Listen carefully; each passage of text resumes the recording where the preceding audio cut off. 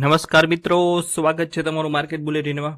આજે હતી કેબિનેટની બેઠક અને કેબિનેટની બેઠકમાં આવ્યા છે પાવરફુલ નિર્ણયો વિશે ચર્ચા કરવી છે. કયા સેક્ટરને ફાયદો થશે તેના વિશે ચર્ચા કરવી છે અને શેર બજારમાં આ નિયમો હલચલ મચાવી શકે છે. સરકાર દ્વારા દિલ્હી એનસીઆર માટે 9,585 કરોડની સ્ક્રેપેજ પોલિસી, તેલંગાણા, બિહાર અને ઓડિશા માટે હજારો કરોડના હાઈવે પ્રોજેક્ટ અને સૌથી ધડાકો એવિએશન સેક્ટરમાં 10,000 કરોડના ખાસ ફંડને મંજૂરી આપી દેવામાં આવી છે. આ નિર્ણયોથી કયા સેક્ટર રોકેટ બનશે અને કયા સ્પેસિફિક શેરમાં અપર સર્કિટ લાગી છે તેની કમ્પ્લીટ એક્સક્લુઝિવ વિગતો આજે આપણે વિડીયોમાં જાણીશું. જો તમે સ્ટોક માર્કેટમાં રોકાણ કરો છો તો આ વિડીયો તમારા માટે ખૂબ જ મહત્વપૂર્ણ છે, એટલે કે અંત સુધી જોડાયેલા રહેજો. અને આમ પણ જનરલ માહિતી માટે પણ આ વિડીયો જરૂરી છે. વાત કરીએ સૌપ્રથમ દિલ્હી એનસીઆરની, તો કેન્દ્રીય કેબિનેટે દિલ્હી એનસીઆરમાં પ્રદૂષણ નિયંત્રણ માટે 9,585 કરોડની ઐતિહાસિક સ્ક્રેપેજ યોજનાને મંજૂરી આપી દીધી છે, જે અંતર્ગત આગામી 2 વર્ષમાં આશરે 2.07 લાખ જૂના કોમર્શિયલ વાહનોને આધુનિક બીએસ નવી અથવા ઇલેક્ટ્રિક વાહનો ઈવી સાથે બદલવામાં આવશે. સરકાર દ્વારા વ્યાજ, સબસિડી અને રોડ ટેક્સમાં મોટી છૂટછાટો અપાતી હોવાથી ટાટા મોટર્સ, અશોક લેલન અને આઈસર મોટર જેવી કોમર્શિયલ વ્હીકલ ઉત્પાદક કંપનીઓના વેચાણમાં જબરદસ્ત ઉછાળો જોવા મળી શકે છે. અને હાલમાં જે 1 તારીખે આંકડા આવ્યા તેમાં પણ તમામ કંપનીઓએ સારું પ્રદર્શન કર્યું છે. આ ઉપરાંત દિલ્હીમાં માત્ર ઇલેક્ટ્રિક માલવાહક વાહનો અને સીએનજી બસો જ માન્ય હોવાથી ગ્રીન એનર્જી, ઈવી સેગમેન્ટ અને ઓટો એન્સિનરી તેમજ વ્હીકલ સ્ક્રેપિંગ ક્ષેત્રે સંકળાયેલા સ્ટોકને પણ આગામી સમયમાં નીતિનો સીધો અને મોટો આર્થિક ફાયદો થઈ શકે છે. આગળ વાત કરીએ બીજી મધ્યપ્રદેશ હાઈવેની, તો આર્થિક બાબતોની કેબિનેટ સમિતિએ મધ્યપ્રદેશમાં 4,415.60 કરોડના ખર્ચે 233.653 કિલોમીટર લાંબા નેશનલ હાઈવે NH 347B ના અપગ્રેડેશન અને રોડ પહોળા કરવાના પરિયોજનાને હાઇબ્રિડ એન્યુટી મોડ એટલે કે HM હેઠળ મંજૂરી આપી દીધી છે. બેતુલ, ખંડવા, ખરગોન અને બરવાની જિલ્લાઓને જોડતો હાઈવે 6 PM ગતિ શક્તિ આર્થિક કેન્દ્રો અને ટેક્સટાઇલ મેગા ફૂડ પાર્ક સાથે કનેક્ટિવિટી વધારશે, જેના કારણે મોટા પાયે રોજગારીની તકો પણ ઊભી થશે. આ મંજૂરીના કારણે રોડ ઇન્ફ્રાસ્ટ્રક્ચર અને કન્સ્ટ્રક્શન કંપનીઓ જેમ કે KNR કન્સ્ટ્રક્શન, PNC ઇન્ફ્રાટેક અને દિલીપ બિલ્ડકોન જે મધ્યપ્રદેશમાં મજબૂત આદિ ધરાવે છે તેને સીધો મોટો ફાયદો થશે. આ ઉપરાંત લોજિસ્ટિક કનેક્ટિવિટી સુધારવાથી ટ્રાન્સપોર્ટ અને સિમેન્ટ ક્ષેત્રના સ્ટોકમાં પણ આગામી સમયમાં મજબૂત આર્થિક પ્રોત્સાહન જોવા મળશે. હવે વાત કરીએ તેલંગાણાની, તો આર્થિક બાબતોની કેબિનેટ સમિતિ એટલે કેબિનેટ બેઠકે તેલંગાણામાં 7,597.16 કરોડના ખર્ચે 190 કિલોમીટર લાંબા નેશનલ હાઈવે NH 63 અને NH 563 અને 4 લેન ધોરણો મુજબ પહોળા કરવાની મંજૂરી આપી દીધી છે, જેનું નિર્માણ હાઇબ્રિડ એન્યુટી મોડ અને બિલ્ડ ઓપરેટ ટ્રાન્સફર હેઠળ કરવામાં આવશે. નિઝામાબાદ, જગતિયાલ, મંચેરિયલ અને કરીમનગર જેવા ભારે ટ્રાફિક ધરાવતા જિલ્લાઓમાંથી પસાર થતો આ પ્રોજેક્ટ પ્રધાનમંત્રી ગતિશક્તિ યોજના હેઠળ 5 આર્થિક કેન્દ્રો જેમ કે વારંગલ અને Siddipet special economic zone, Nizamabad mega food park અને 10 લોજિસ્ટિક નોડને જોડશે. આ મોટા નિર્ણયથી દક્ષિણ ભારતમાં મજબૂત ઓર્ડર બુક ધરાવતી રોડ ઇન્ફ્રા કંપની જેમ કે KNR કન્સ્ટ્રક્શન, જેમની તેલંગાણામાં મજબૂત પકડ છે, PNC ઇન્ફ્રા અને IRB ઇન્ફ્રાને બોટ પ્રોજેક્ટ્સ માટે સીધો મોટો ફાયદો થશે. આ ઉપરાંત લોજિસ્ટિક કાર્યક્ષમતા વધવાથી સિમેન્ટ, સ્ટીલ અને ટ્રાન્સપોર્ટ ક્ષેત્રના સ્ટોકને પણ આગામી સમયમાં મજબૂત વેગ મળશે. આગળ વાત કરીએ બિહારથી સમાચાર આવ્યા છે. બિહાર માટે સમાચાર આવ્યા છે, તો આર્થિક બાબતોની જે કમિટી હતી CCE બિહારમાં 3,936 કરોડના ખર્ચે 143 કિલોમીટર લાંબા નેશનલ હાઈવે ના Khagaria Purnia ખંડને build operate ટ્રાન્સફરના mode હેઠળ 4 લેન ધોરણોમાં અપગ્રેડ કરવાની મંજૂરી આપી છે.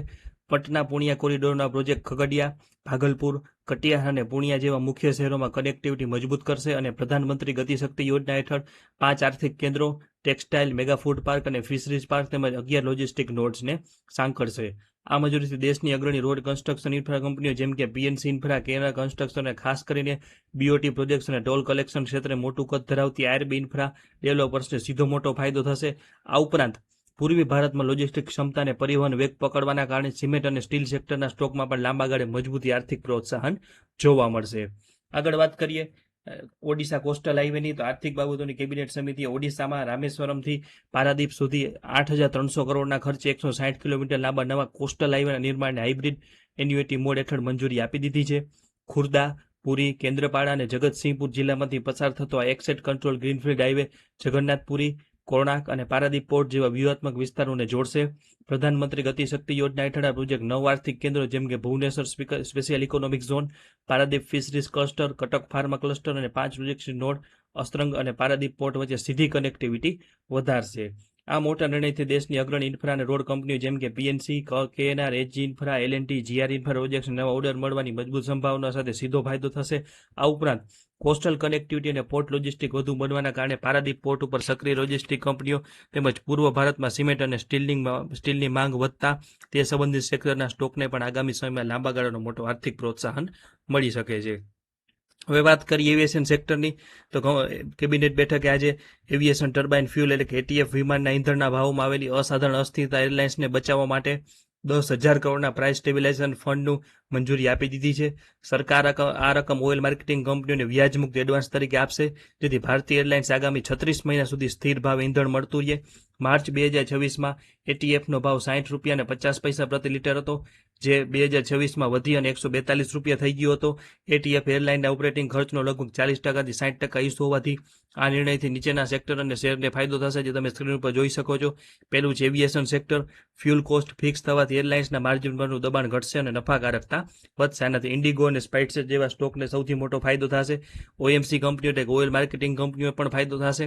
સરકાર તરફથી 10,000 કરોડની બજેટરી સહાય મળવાના કારણે આંતરરાષ્ટ્રીય સ્તરે મોંઘા ભાવ ઇંધણ ખરીદવા છતાં ઓઇલ કંપનીનું નુકસાન અટકશે. આનાથી આઈઓસીએલ, બીપીસીએલ અને એચપીસીએલને મોટી રાહત મળશે. અને ટુરિઝમ અને હોસ્પિટલી સેક્ટર માટે પણ આ સમાચાર સારા છે. વિમાનના ભાડામાં સ્થિરતા આવવાના કારણે પ્રવાસન, હોટલ અને લોજિસ્ટિક ક્ષેત્રની કંપનીઓ જેમ કે ઇન્ડિયન હોટલ્સ અને થોમસ કુકને પણ પરોક્ષ રીતે વેગ મળી શકે છે. તો મિત્રો, સરકારના નીતિ વિષયક નિર્ણયો લાંબા ગાળે ભારતીય અર્થતંત્ર અને ખાસ કરીને ઇન્ફ્રા, ઓટો અને એવિએશન સેક્ટરની કંપનીઓ માટે ગેમ ચેન્જર સાબિત થઈ શકે છે. આવી જ રીતે માર્કેટની પડેપડની સચોટ અપડેટ સૌથી પહેલા મેળવવા માટે આપણી માર્કેટ બુલેટિનને અત્યારે સબસ્ક્રાઇબ કરી લો અને આ વિડીયો તમારા મિત્રો અને રોકાણકારો સાથે શેર કરવાનું ભૂલતા નહીં અને બેલ આઇકોન ખાસ પ્રેસ કરી દેજો. ચાલો મળીએ આગામી વિડીયોમાં નવી અપડેટ સાથે. જય હિન્દ, જય જય ગરવી ગુજરાત. પણ એક ખાસ નોંધ લેજો કે આ વિડીયોમાં આપવામાં આવેલી માહિતી માત્ર શૈક્ષણિક અને ન્યૂઝ અપડેટના હેતુ માટે છે. કોઈ પણ શેર ખરીદવા કે વેચવાની સીધી ભલામણ કે ટીપ નથી.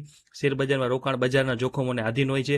એમાં રાતોરાત કોઈ પૈસા ડબલ નથી થઈ જતા. તો કોઈ પણ નાણાકીય રોકાણ કરતા પહેલા તમારા સર્ટિફાઈડ ફાઇનાન્શિયલ એડવાઇઝરની સલાહ ચોક્કસ લેવી. તો આ વિડીયો તમને કેવો લાગ્યું કોમેન્ટ સેક્શનમાં જરૂર જણાવજો. અને આ વિડીયો બાબતે કે બજારના કોઈ પણ પ્રશ્ન હોય તો કોમેન્ટ સેક્શનમાં જરૂર જણાવજો. જોડાયેલા રહેજો. આભાર.